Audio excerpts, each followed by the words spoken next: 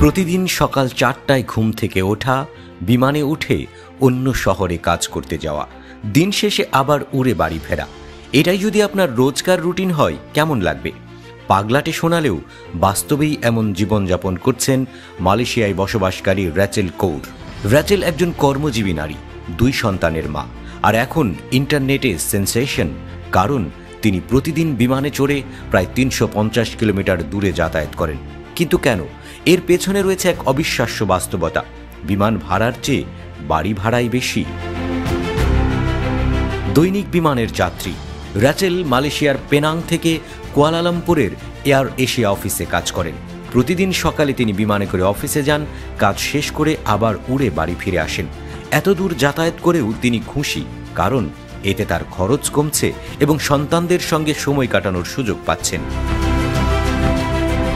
আগে তিনি কুয়ালালামপুরে অফিসের কাছে থাকতেন, যেখানে মাসে প্রায় $474 খরচ হতো। এখন প্রতিদিন বিমানে যাতায়াত করেও তার খরচ কমে এসেছে $316। অফিসের কাছে থাকা মানে বেশি ব্যয়, বেশি ভাড়া, তাই বিকল্প হিসেবে প্রতিদিন বিমান ভ্রমণ তার জন্য কার্যকর সমাধান হয়ে দাঁড়িয়েছে। কাজ ও পরিবারে ভারসাম্য।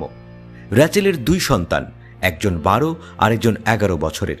তাদের কাছ থেকে দূরে থাকা তার জন্য কঠিন ছিল, তাই তিনি এমন পদ্ধতি বেছে নিয়েছেন যাতে কাজের পাশাপাশি সন্তানদের কাছেও থাকতে পারেন। প্রতিদিন সকাল 5টায় বাড়ি ছাড়লেও রাত 8টার মধ্যেই তিনি বাড়ি ফিরে যান। বিমানে বসে তিনি সঙ্গীত শোনেন, প্রকৃতির দৃশ্য উপভোগ করেন, নিজের জীবনের পরিকল্পনা করেন। এই নিরিবিলি সময়টাই তাকে মানসিকভাবে প্রশান্তি দেয়। বাড়িতে বসে কাজ না করার কারণ। অনেকে ভাবতে পারেন এত ঝামেলার চেয়ে রিমোট ওয়ার্ক করলেই তো হয়, কিন্তু র্যাচেল বলেন সহকর্মীদের সঙ্গে সরাসরি কাজ করলেই তিনি বেশি উৎপাদনশীল হন।